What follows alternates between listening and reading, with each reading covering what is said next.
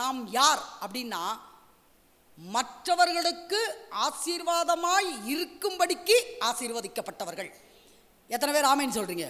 மற்றவர்களுக்கு ஆசீர்வாதமாக இருப்பதற்காகவே ஆசீர்வதிக்கப்பட்டவர்கள்.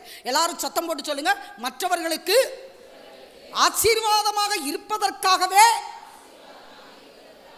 ஆசீர்வதிக்கப்பட்டவர்கள். ஆசீர்வதிக்கப்பட்டவர்கள்.